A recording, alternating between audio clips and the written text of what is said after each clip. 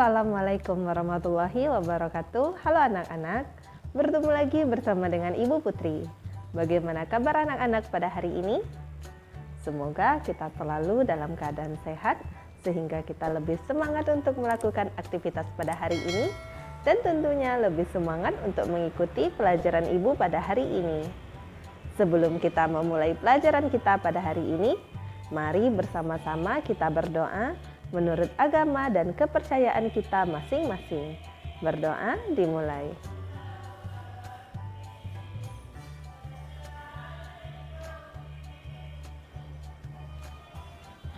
Berdoa selesai. Materi pembelajaran kita pada hari ini yaitu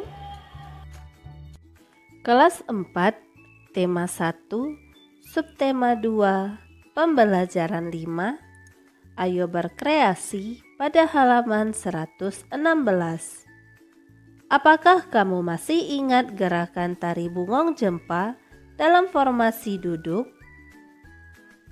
Gerakan tari bungong jempa dalam posisi duduk yaitu yang pertama, tangan kanan di bahu dan tangan kiri di paha, ditepuk 2 kali secara bersamaan, lakukan secara bergantian kanan dan kiri, hitungan 4 kali 8. 2.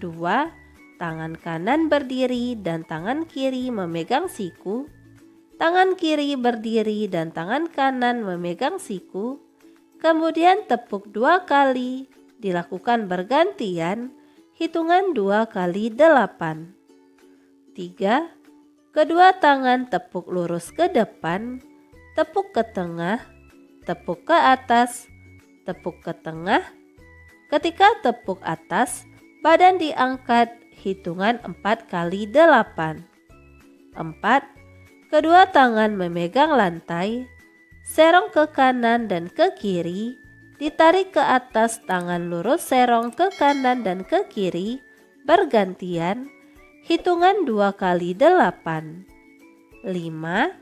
Salah satu cara menghargai keberagaman budaya adalah dengan mempelajari dan melestarikannya, seperti yang telah kamu lakukan ketika mempelajari tari bungong jempa. Mengukur sudut dalam tangram. Masih ingat tangram yang telah kamu pelajari sebelumnya? Pada tangram tersebut juga terdapat bentuk yang berbeda-beda.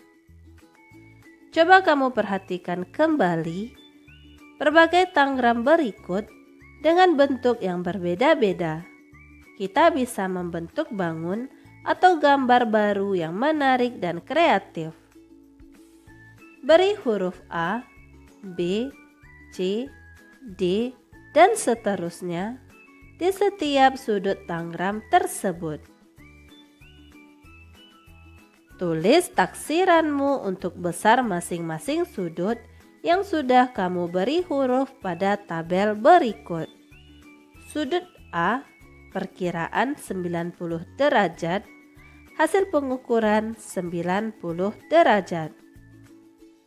Yang kedua, sudut B, perkiraan 90 derajat, hasil pengukuran 90 derajat. Sudut C, perkiraan 90 derajat, hasil pengukuran 90 derajat. Dan sudut D, perkiraan 90 derajat, hasil pengukuran 90 derajat.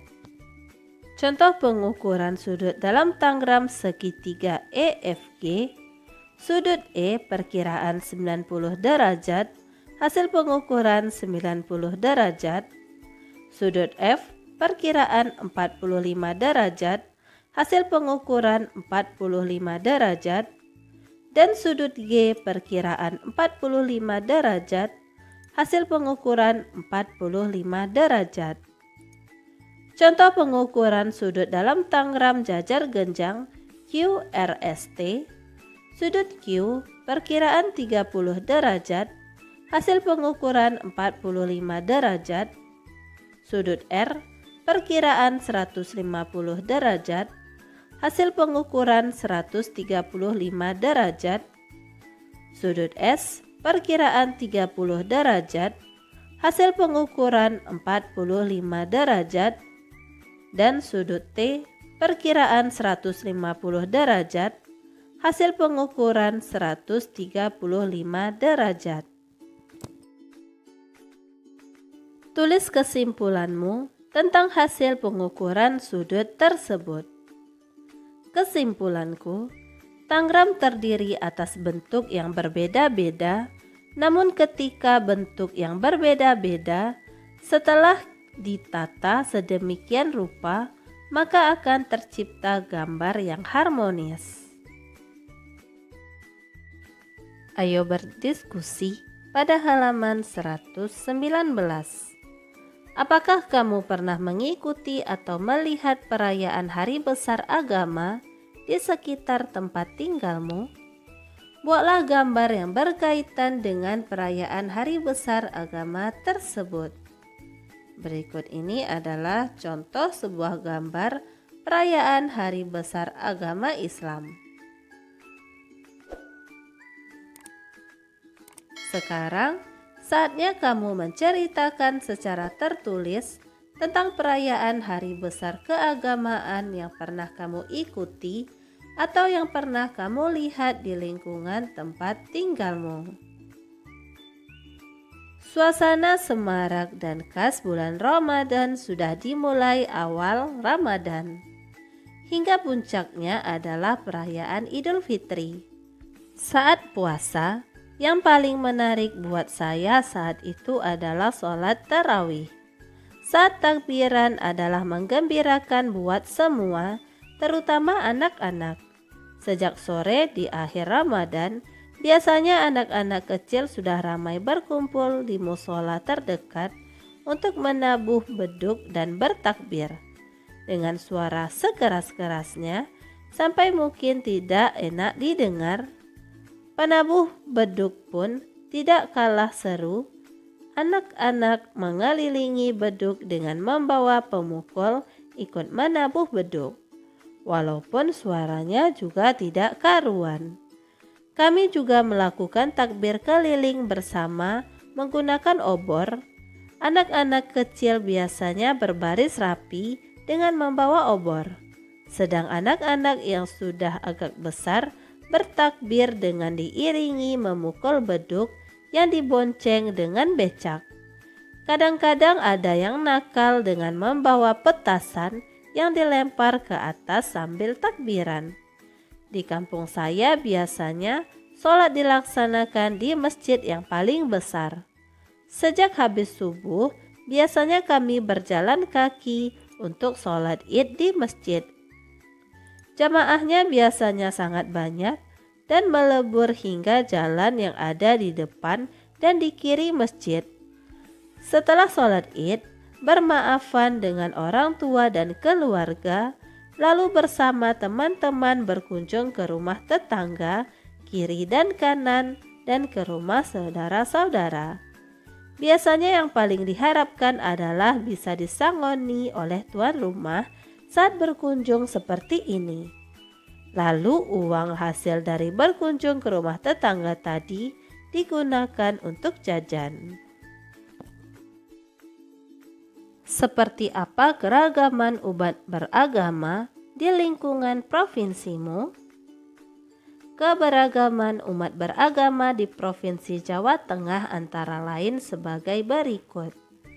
Agama Islam 96,7%, Protestan 1,7%, Katolik 2,2%, Hindu 0,08%, Buddha 0,64%, dan Kejawen 0,33%. Keragaman umat beragama di lingkungan provinsiku di Provinsi Riau, yaitu yang beragama Islam mencapai 88,96%, agama Kristen sebesar 5,70%, Katolik 2,29%, Hindu 0,21%, Buddha 2,27%, serta Konghucu 0,6%. Bagaimana antar umat beragama saling menjalin persatuan? Ayo cari tahu dengan menggali dari berbagai sumber. Kerukunan merupakan kebutuhan bersama yang tidak dapat dihindarkan di tengah perbedaan. Perbedaan yang ada bukan merupakan penghalang untuk hidup rukun dan berdampingan dalam bingkai persaudaraan dan persatuan. Untuk menjaga kerukunan beragama dapat dilakukan melalui hal-hal sebagai berikut. 1. Menjunjung tinggi toleransi antar umat beragama di Indonesia, baik yang merupakan pemeluk agama yang sama maupun dengan yang berbeda agama. 2. Selalu siap membantu sesama dalam keadaan apapun dan tanpa melihat status orang tersebut. 3. Hormatilah selalu orang lain tanpa memandang agama apa yang mereka anut. Dan 4. Bila terjadi masalah yang membawa nama agama, tetap selesaikan dengan kepala dingin dan damai tanpa harus saling tunjuk dan menyalahkan. Ayo renungkan pada halaman 121. Apa yang kamu pelajari hari ini? Yaitu keragaman umat beragama. Apa yang akan kamu lakukan untuk mengamalkan nilai kerjasama dalam keberagaman dalam kehidupan sehari-hari? Yaitu piket kelas bersama, gotong royong membersihkan sekolah. Demikianlah materi yang dapat Ibu sampaikan pada hari ini. Semoga apa yang telah Ibu sampaikan pada hari ini dapat bermanfaat untuk dirimu dan menambah ilmu pengetahuanmu. Jika dalam penyampaian materi ada tutur kata Ibu yang kurang berkenan, Ibu mohon maaf. Akhir kata, wassalamualaikum warahmatullahi wabarakatuh.